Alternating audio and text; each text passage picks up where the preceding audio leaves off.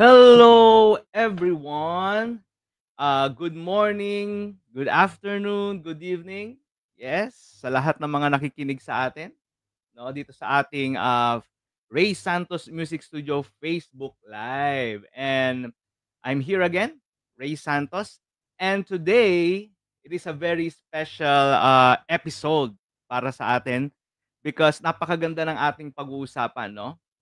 Usually, ang tinatanong sa amin ng mga parents, ano ang mas maganda? Online lesson or face-to-face, lesson? Yan, at ano ang mas effective sa kanilang mga anak. So, maybe you are a parent or maybe, you want to enroll your son or your daughter dito sa aming studio or sa ibang studio. You can listen to this, so that magkaroon kayo ng idea kung ano talaga yung mas okay at mas, kumbaga kung ano yung mas babagay sa inyo. And our special guest here 'no, isang napakagaling na musician 'no, and he is our voice coach, our, pianist, and our, flutist, 'yan. And, he is so generous na pagbigyan po ako ngayong gabi na 'to na, ah, mag-guest dito sa aming, Facebook Live 'no. Sabi ko lang, "Sir, baka puwede kang mag-guest," and then, he is very generous and then he just said, "Yes, okay." So thank you very much sa ating special guest. At eto na, without further ado, our special guest, again, a good musician, our voice coach, our pianist, and our flutist, no? Walang iba, from Santa Isabel College of Music, Mr. Ryan Victoria. Yes. Hello, Hi! Sir Hello po, Ryan. sir. Grabe, parang kapita-pitagan ako dun, ah. Yes, Parang, special guest. Yes. Before we start na, Sir Ryan, ah, I just wanna say thank you very much, no, because, you just say yes, no, no? Sinabi ko sa'yo, siyempre. "Will you be my guest?" And then you just say yes. Siyempre, And isang malaking karangalan po yun, sir. yeah. And you know what, before we start again, Mm, si Sir Ryan po ay founder ng isang parang organization, sir, yeah, the mhm. Maharlikan, no? And Opo. I get this idea, from that show na parang FB Live din siya, yung Maharlikan page. Maybe you can research that, if you are, kumbaga parang interested. But, Mm. yeah, kaya thank you very much, Sir Ryan, for, this, idea and, yeah, for your time today. Ay, So, thank you more. Thank you more. yeah, so Sir Ryan, sige, so let's start. Ano ba, online or face to face? Ano ba yung, masasabi mo? Because I know, sir, mahaba na yung experience mo sa face to face, and then when we have this pandemic, eto na, nagkaroon ka na rin ng mga Mm. experiences sa online. Please, share. Okay. Una sa lahat ako kasi, para sa akin, hindi siya pwede i-compare. No? Kung ang tanong kasi, ano bang mas maganda? Online or face-to-face? Siyempre, unang-una dyan, kung ano yung availability ng estudyante, kung ano yung kailangan niya. Kung siya naman ay kaya niya mag face-to-face, go sa face-to-face, no? Pero kung hindi kaya, mag-online siya. Kasi kumbaga, maski sa circulation ng mga teachers, ano yan eh, napag-uusapan eh, para bang matututo ba yung bata sa online, di ba? Online, yes. Yeah, syempre hindi maiwasang maging skeptical yung mga teachers, even yung mga parents, no, ay mga estudyante. Pero lahat naman kailangan mag-adapt, no? Nakita naman natin yung nangyari nung pandemic, bawal lumabas. So, nagawa rin naman yan na nag-online tayo. And nagagawa na rin pa rin natin ngayon. So, para sa akin, hindi nakikita doon kung online or face-to-face. Hindi doon nasusukat kung matututo yung estudyante. At the end of Oh, the day, no, at the end of the day, nasa diskarte pa rin yan nung nagtuturo. Yun wow. ang aking side dyan. Kumbaga, kailangan mong maging creative kung paano mo i-execute yung mga ituturo mo sa estudyante. So, mas challenge to mas challenge siya sa teachers kasi sa students, no? So, sa akin, kahit ano, no? Kahit ano, kung gusto mo face-to-face go, gusto mo online go, dahil meron na ako sariling diskarte ko kapag nag-online tayo. At meron na rin ako sariling diskarte kapag face-to-face. Noon kasi, nung mga nagsisimula, medyo, syempre, kinakapapa natin, di ba, sir? Kumbaga, paano kaya natin maituturo itong natuturo natin sa online? Kunyari, paano ka mag-vocalize? Yan, kunyari sa voice, di ba? Hindi synchronize eh. Kapag nagpiano ka online, di ba? Marami ng given kumbaga available materials sa YouTube na pwedeng gamitin, no? Iga-guide mo lang yung bata. Okay, play this one or play the vocal warm up number 1.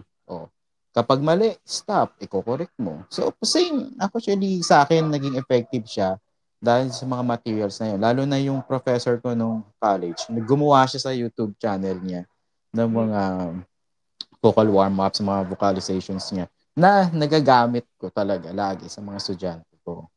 Sa Wow. piano naman, piano madali para sa akin. Piano. Yeah. Mas Yes. madali sa yung piano, sir?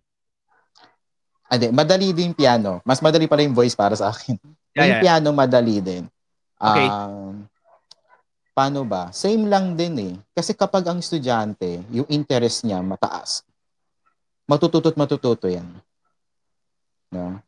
Kahit tatamad-tamad kang magturo, pag yung estudyante mo, masipag mag-aral, magugulat ka na lang, advanced na lagi inaaral niya. No? Yeah. So ako sa akin, hindi rin issue sa piano yung online. So, yung material same, isa-send mo, may sarili siyang book, i-correct mo rin naman. Kailangan lang maging creative ka. For example, si Michelle, ang galing magturo noon, pati online. May camera sa tapat ng piano. May camera sa tapat ng piano din niya. So, nakikita nila. So, same lang din. Kumbaga, palalawigin mo lang yung diskarte mo sa pagtuturo. Kumbaga, nasa ng teacher talaga yung diskarte. So, when it comes to flute naman, totally yun kasi yung tatlong tinuturo ko, same lang din. So, Same lang.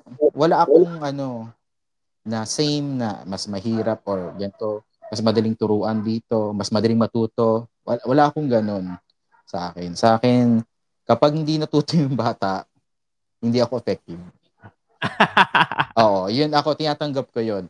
Pag hindi natuto yung bata, hindi ako effective. Hindi ko sisisihin na yung bata ay tamad or medyo mababa yung level ng comprehension niya, no? Though may ganun talaga dahil, 'di ba? Pero hindi ko sisisihin sa kanila talaga yun kasi ako naniniwala ako bilang teacher na ang unang-unang tinuturo dapat ng teacher dapat ma-inspire yung estudyante. Wow. Yeah. Very well said. Pero sir, Mm. sige, total na ipasok mo yan, sir. Paano natin imo-motivate ang ating mga estudyante? Can you share it kung paano mo siya ginagawa, sir? Depende po yan kasi iba-iba po yung motivation ng mga bata. Unang-unang ginagawa ko po, tinatanong ko yung purpose nung bata, nung estudyante. Tatanong ko, bakit ka magle-lesson? Common na binibigay ng rason, no? Kunyari sa voice, gusto daw nila makakat sa video ko with their friends, no? Kasi nahihirap sila kumuha ng tono, edi okay, check, no? Sa piano naman, gusto nilang tumugtog sa church, no? Alam naman natin na pinakamagandang foundation talaga is classical, no? Pero alam din naman natin kapag finalo masyado natin yung classical, hahaba yung ating lesson, di ba?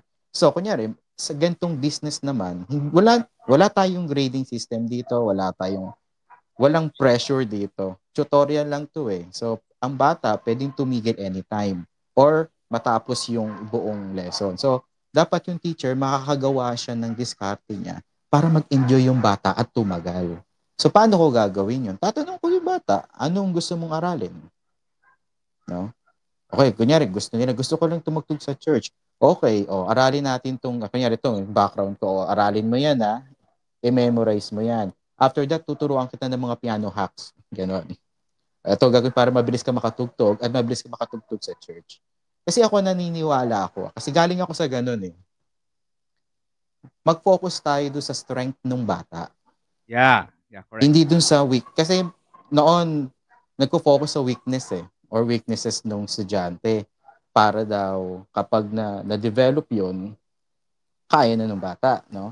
Eh ako, ang tingin ko, kapag mas na-develop yung strength ng bata, kusa na niyang mako-conquer yung mga weaknesses niya.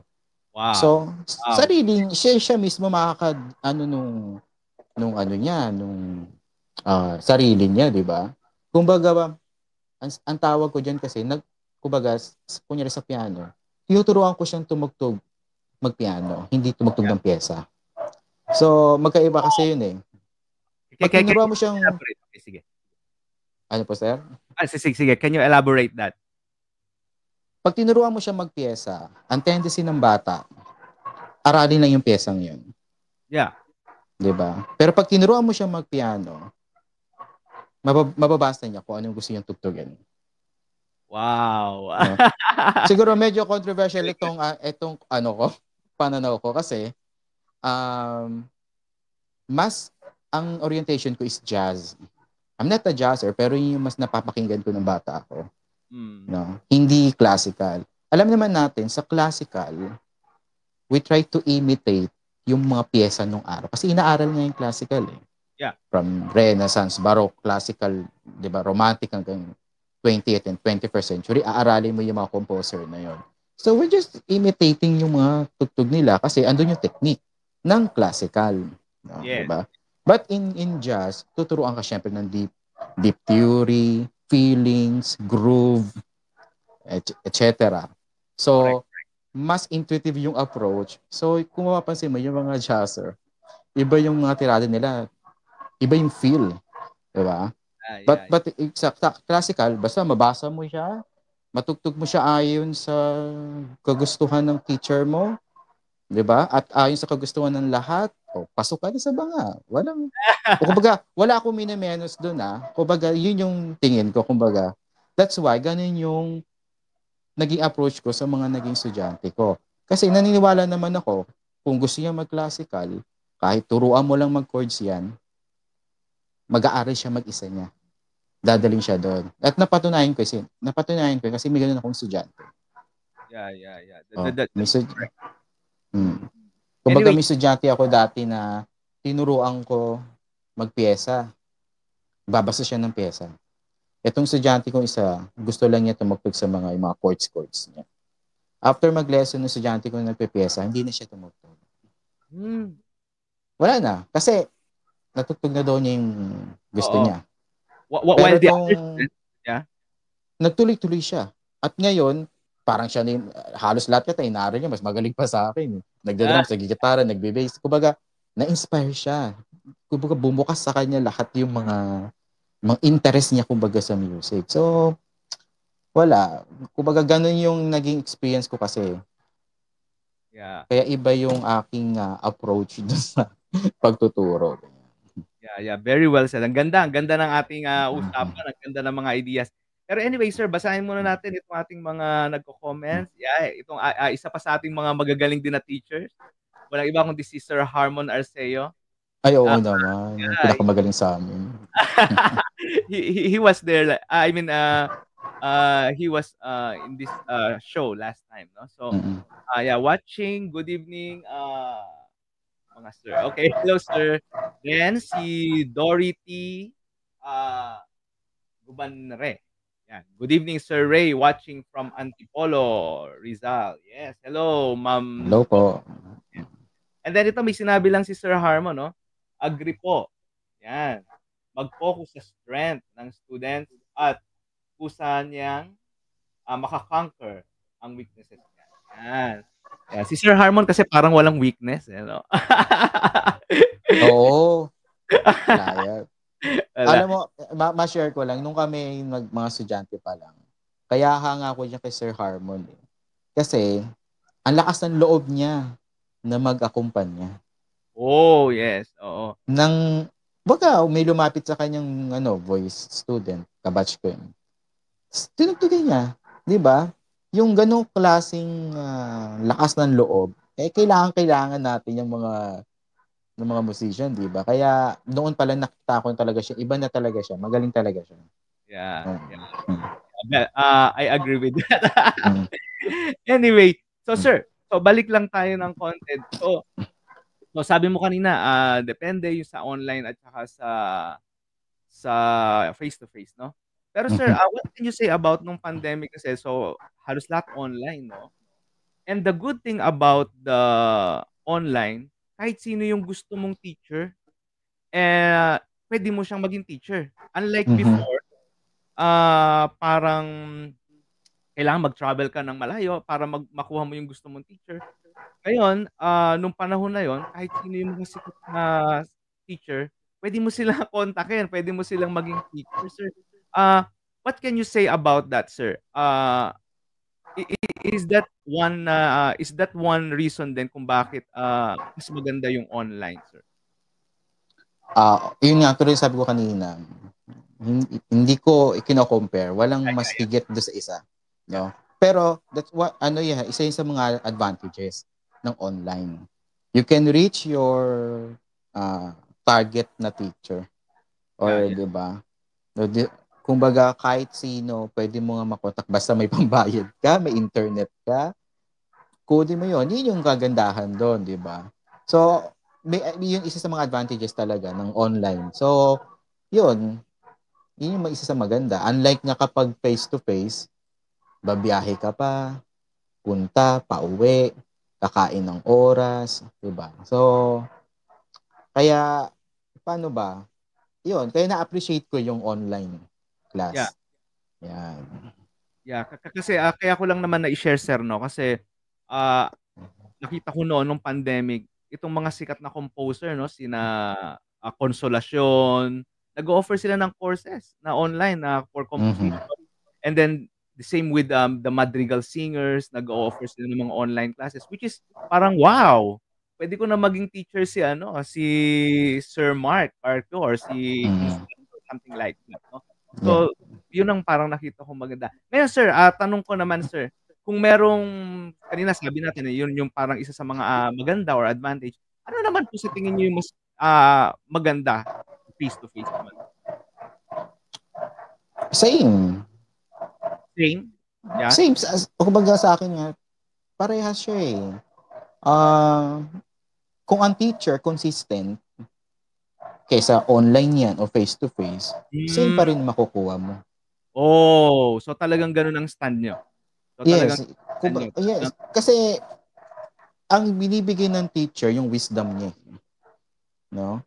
Ako kasi ganun eh. Kumbaga, gusto kong teacher, yung may mataas yung intellectual level. oh. Yung kahit nag-uusap lang kami, natututo na ako. Kumbaga, hindi mo ko kailangan i-lesson. Basta may sabihin ka lang sa akin na na makakatulong talaga, tatatak mo sa utak ko at gagawin ko yun ng kusa. Yung words of wisdom ba? Kesa yung ang dami mo gagawin, vocalize ka buong araw, blah, blah, blah, blah, blah. Pero hindi naman na-explain sa'yo para sa yung vocalization na yun. Bakit ganyan yung boses mo? Bakit ganito, ganito? So ako, bali. Kumbaga sa akin yun. So sa akin, same. Basta yung teacher, consistent, yung level perseverance niya magturo, talagang ganon, magkatindi. Kaysa online yan or face-to-face, for me, it's same. Ang di lang parehas yung pagod mo. Okay, sige. Mas Yung pagod. pagod. Siyempre, pagod ka dahil biyahe pa lang. 'Di ba? Yeah, yeah, yeah. Kumbaga, um, yeah, yun, parehas. Hindi ko pwedeng, hindi, ganun pa rin yung stand ko. Hindi mas magaling yung isa o mas maganda yung isa sa isa. No? Depende lagi dun sa purpose nung or yung nung estudyante. 'Di ba? Okay. Kasi may mga estudyante kasi mas gusto nila ng face to face. Yes. 'Di ba? Di kunin mo face to face. Mm. Pero hindi ibig sabihin na hindi effective yung online. May Oh, estudyante naman na gusto nila online kasi sobrang busy nila. Gusto yes. nila masingit yung yun. Pero it doesn't mean naman na less yung matututunan nila. Wow. Kumbaga, ganin yung aking, kita tuloy yung aking salon pass dito. So, sa akin, same pa rin. Oo, basta ang key lagi diyan is yung teacher. Okay, kanina mo pa nababanggit yung teacher, no? Sige, Oh. pahapyawan natin, Sir Ryan. Mm. Characteristic of a good teacher. Halimbawa, kung ako si Mm. student and gusto kong mag-lesson, halimbawa ng music lesson, piano lesson, voice lesson, Mm. ano yung mga maisa-suggest mo sa amin na characteristic of a good teacher? Okay, very subjective naman 'yan, no. Bawat estudyante may kanya-kanya silang tingin na maganda na o magaling na teacher.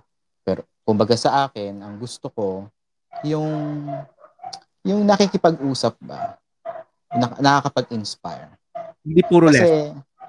Kasi part yun ng lesson eh, no? Oh, Kasi sa akin kasi, no, sa pananaw ko, unang-unang dapat natuturo ng teacher, paano magtiwala yung estudyante sa sarili niya na kaya niyang gawin yun. Diba? Dahil ang tinuturo natin arts eh. Arts is the ano yun eh, expression ng inner self eh, no? Kung palaliman lang natin yung meaning ng arts, no? Ina-express natin yung inner self natin diyan. So paano matutulungan yung estudyante ma-express yun? Kung sa conscious mind pa lang niya, na-stress na siya, 'di ba? Na-insecure na siya. Kaya hindi ako pabor doon sa mga lait-lait na way. okay. Yung kunyari yung bubuyuin. Okay, effective siguro 'yan. Depende sa age. No? Sabihin natin, sige, effective sa iba. Ako, personally, hindi ako pabor doon. Kasi na-try ko yan. May ganyan akong professor na ano siya, ma, ano yun, malait, ganun. Kumbaga, hindi mo naman ako matatabla agad. Kumbaga, matatabla na agad. Ang akin lang, ba't mo ginagawa yan, di ba? Hindi ka naman bayad para manlait ng estudyante or para magano. Bayad ka para matuto yung bata. Unang-unang dapat gawin ng teacher, dapat ma-inspire yung estudyante. Di ba? So, kung di mo na-inspire yung estudyante, palang failed ka na as a teacher. Kasi doon magsisimula yun eh. So, kung umpisa pa lang ng lesson, yung bata, inspired na mag-aral, asahan mo kahit hindi ka na teacher niyan, ang learning niyan tuloy-tuloy dahil sa'yo. Yan. Bakit? Kasi ganun din ako. Yung tinuro ng teacher ko nung unang-una, hanggang ngayon dala ko. Wow. Naku, Yes. sana nakikinig yung ating mga Mm. teachers. Grabe, ang ganda ng wisdom, no? Pero, syempre, iba yung teachers, hindi ba? Hindi papayag sa mga ano ko. Kasi, minsan na rin namin napag-usapan yan. Kasi, Yeah, sir, yeah. makwento ko lang, yung unang-unang teacher ko sa piano, sa keyboard, mali yung theory niya. Oh, mali yung theory niya. Yeah, kunyari, naka 4/4, pero merong 7 quarter note doon sa... Oh, mali yung theory niya. I mean, ano yun? ako naman kasi, dahil nagsisimula ako, titignan ko siya. Pero ano natutunan ko sa kanya? Paano tumugtog by ear or sabi natin yung with feelings, chordal playing. Actually, ano natutunan ko sa kanya, na-inspire niya ako. Mm, Hindi ko na tinignan yung kakulangan ng teacher na yun. wow. Kasi nakuha ko naman yung kakulangan na yun sa iba kasi nag-conservatory na ako. Okay, sige, dahil pinasok Ayun. mo yung teacher mo yan, ang teacher ba, kung pipili ka ng teacher, kailangan galing conservatory o hindi? Yan. Depende po yan. Sa akin, may advantage kapag galing conservatory. Pero mas maganda, mas may advantage kung ang teacher mo ay well-experienced na. No? Wow. Regardless kung siya ba ay music major or non-music major. No? At again, depende pa rin yan dun sa goal mo. Kung ako, mag-aaral ako ng classical voice, syempre kukuha ko ng taga-conservatory na voice major. 'Di ba? Hindi ako kukuha ng hindi nag-aaral kasi ano ituturo niya sa akin. 'Di ba? So, nasa sa yan. Kumbaga, depende pa rin yan. Kumbaga, kung matanda na ako mag-aaral, dapat mag-research ka kung ano yung kailangan mong matutunan. Yan. And I think, part na ng school yan eh. Kasi hindi man lahat ng school, di ba, music major. Dapat na nakakausap din ng school. Ano po bang purpose nyo? Anong gusto nyo aralin? Mga ganun. Tapos kayo naman nag-distribute, itong teacher nito, bagay sa'yo. Yeah. So sa akin naman, wala akong issue sa ganyan. Actually, mas pabor pa nga ako, mas ano pa nga ako, side pa nga ako ng mga non-music major kasi nagagawa din nila yung nagagawa ng ano eh, ng mga music major eh. 'di ba? So, Okay. anong ano, I mean, Real talk, minsan real nga, ano po, sir? real talk lang, real talk. No. Ay, yes, real talk, no? Real talk. Ano naman ako, sinasabi ko talaga kung ano yung ano. Yan. Yeah. So depende, no? So yan, para sa mga nakikinig sa atin, depende kung pipili kayo ng teachers, depende sa inyong purpose, yung sa kung ano yung gusto niyo. So yung sample sa atin is, halimbawa, kung gusto niyo matuto ng operatic singing, o di dapat talaga sa conservatory yan, no? Yes. Yan. Okay, so ito lang si Sir Harmon ulit. Okay, basahin lang natin yung comment niya. Sabi niya, aha, mana po sa kagalingan nyo, sirs. Mana daw siya sa atin, sir. Anyway, ako rin hindi po pabor sa lait-lait na way ng teaching. Alam mo, sir, ano, no? Ito may share ko lang din sa'yo, no? Kasi nga, sabi mo rin kanina yung mga musician na yabangan ng yabangan, no, sir, no? Ayan, sorry, sir. Okay, yung mga musician na yabangan ng yabangan, no? Totoo yun, no, sir, no? Pag nasa conservatory ka minsan, talagang pagalingan, hindi tabi-tabi sa mga nakikinig, from conservatory, no? Ngayon, sobrang galing nila minsan or magagaling sila. Minsan 'pag nakakita sila ng, alam niyo na, yung mga medyo lousy tumugtog or medyo hindi pa develop yung skill ng student or ng kung sino, nalalait nila, kumbaga nilalait nila. Ngayon, para naman sa ating mga teachers, tama po yung sabi niyo, we must inspire them. So, paano natin sila mai-inspire kung lait-lait naman ang ating strategy, 'di ba po, ano po? Yes. Kasi Yan. sa akin, nagre-reflect yun sa capability ng teacher. No? Kung malawak yung utak ng teacher, open siya sa lahat. Lalo na sa panahon ngayon, lahat, 'di ba? Very open na, no? So dapat ano na rin tayo, hindi puro classical lang, Yeah. hindi puro sonatina lang, hindi puro sonata lang, hindi puro Bach, puro minuet. I mean, sa panahon ngayon dapat maging ano tayo, open tayo sa lahat ng uri ng music, no? Lalo na ngayon may mga estudyanteng gusto mag-aral ng mga K-pop, 'di ba? K-pop music na hindi mo natin naiintindihan, pero kung tutuusin naman, wala namang kakaiba doon eh. Maganda yung kanta, pero kumbaga hindi challenging yung kanta, 'di ba? Kakantahin lang nila, iba lang yung words, 'di ba? Pero pag pinagbigyan mo yung estudyante, anong unang made-develop doon? Yung ano nila, yung fire nila Yeah. para matuto kumanta or mag-aral ng music. Kaysa hindi nila nagawa yung mga ibang piyesa na pinapagawa mo. Pero kung nasuportahan mo sila doon at na-inspire sila, malaking bagay sa kanila. Dadalhin nila yun hanggang pagtanda nila. Wow. Oo. Grabe. Grabe tong wisdom. Alam mo, sir, how I wish, no, magkaroon tayo ng parang isang seminar and you will be one of our speakers. Ay, nako. Wag na. Ano lang, tamang inuman lang, tas kwentuhan. Ayun na lang. But it's so nice.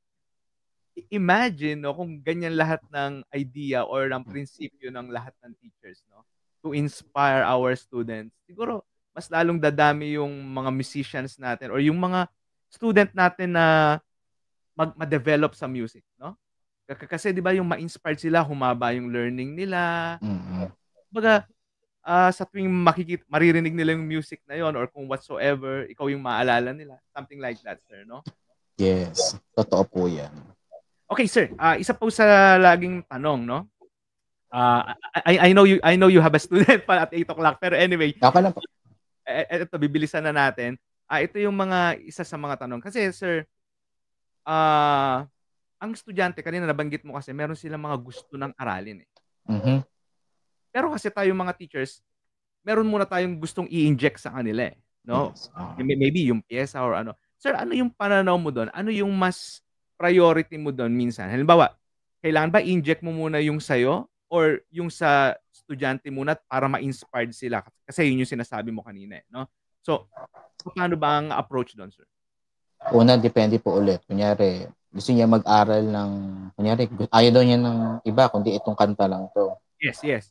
Eh, di mag-meet halfway kami. Nasa pag-uusap na namin yun. Okay, sige. Oo. Tutugtugin mo 'to. Kunyari, alam ko na yung piyesa, o ganito 'to. Paano mo matutugtog 'to sa tingin mo? I-explain ko sa kanya ano yung significance ng finger exercises, kunyari sa piano. Explain ko sa kanya kung bakit kailangan mo 'to gawin bago mo gawin 'to. So kapag nag-meet na kami doon, edi go na. Again, depende pa rin sa level nung ano estudyante. Kasi may mga estudyanteng self-taught 'di ba, na nakakatugtog sila pero hindi nakakabasa. So ako, so far ang ginagawa ko doon, kumbaga mas pinapalalim ko na lang yung chordal playing nila. Hmm. For example, okay, gawin mo 'to, mga inversions. So tuturuan ko na silang magdagdag ng mga borloloy sa pagtugtog nila para Ah, mas maramdaman nila yeah. unti-unti. Kasi madalas 'yan mga baksak-baksak lang. Yeah, yeah, Ang yeah. mga 'di ba, "Ito gawin mo." I remember may estudyante ako sa dati pa, pre-pandemic. Sabi niya meron siyang keyboard. Nag-enroll siya ng piano kasi gusto niya matutunan, pero ang instrument niya is synthesizer. Oh, Ay maliit lang, Roland gano'n. Sabi ko, "Okey, so ano gustong matutunan?" Gusto daw niya magamit do'n yung mga pindutan do'n sa keyboard. Tingnan mo kung hindi ko tinanong 'yon, tatagal kami. Kasi ang enroll niya is piano, So, may mga books na susundan, 'di ba? Sabi ko, "Okey, 'wag natin gawin 'yan, ito gawin natin." Natuwa siya. Nakapag-bossa nova siya agad wow! nung nagawa niya kasi may idea na siya. Ang kailangan pa lang niyang gawin, paano niya mama-maximize yung paggamit doon sa instrument niya.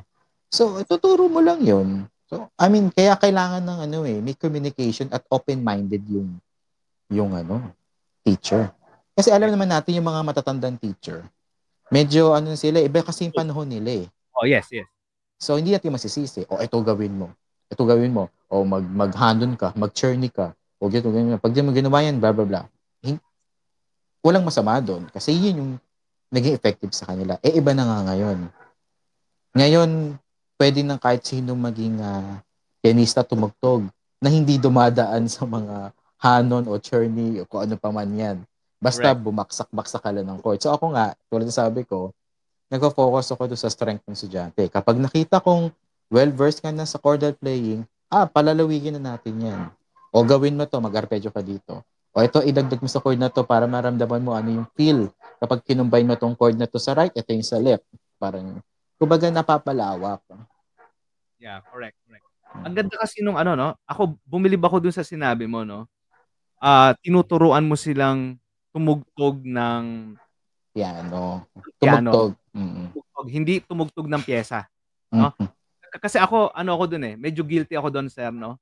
Sa tagal ko rin nagtuturo, ganun talaga, itong piyesa na 'to tugtugin mo, matutugtog ng bata, Pero 'pag ibang piyesa na yung hiniharap mo sa kanya, ayun na, diyan na tayo nagkakaroon ng problema. Oo. Ayan, kaya napakaganda sir nung sinabi mo sir. Mhm. Anyway sir, alam mo gusto naming magpasalamat 'no, sa oras na binigay mo sa'min. Hihingan ka na lang namin ngayon ng final words para siguro sa mga parents or students na gustong i-enroll yung kanilang anak at nag-iisip na ano ba, online ba, face to face or whatsoever, baka may mensahe ka para sa kanila before we end our session. Okay 'no. Ito na lang po 'no. Kahit ano po diyan ma'am, sir, or mga students, future students, ang piliin niyo, parehas lang po 'yan. Kasi sa side ng nag-aaral, kailangan din mag-exert ng effort. So kung tingin niyo, sa palagay niyo, mas gusto niyo ng face to face, punta kayo sa face to face.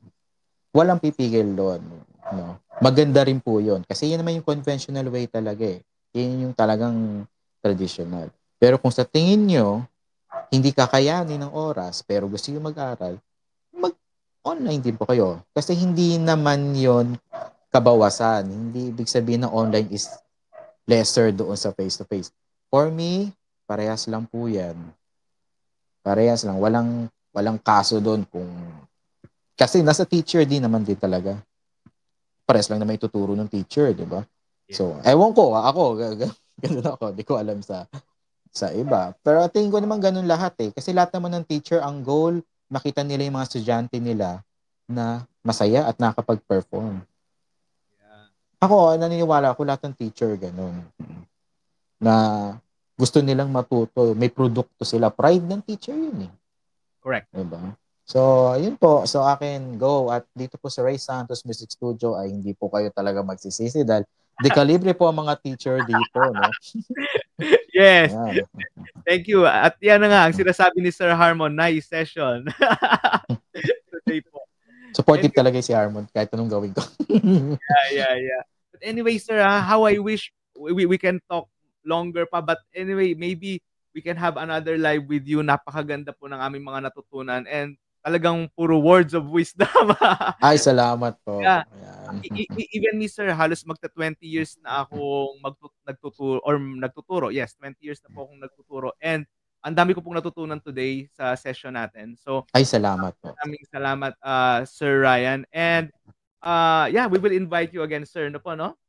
Sure, sir. Basta, masaya yan. Pag-usapan natin yung sana marami tayo dito para discussion, podcast na podcast talaga natin. Minsan po, i-discuss po natin with the others para po ano. Yes, opo. And maybe I can share this video sa mga teachers natin. It's so nice. Ang ganda-ganda po talaga ng mga learning. No? Ay, salamat po, sir. Maraming salamat din po sa oportunidad na to, sir. Yeah. Thank you very much, Sir Ryan. And maraming salamat po sa mga nakinig sa amin for today's Facebook Live. And we'll see you again next week. Maraming salamat. God bless. And God bless po. bye.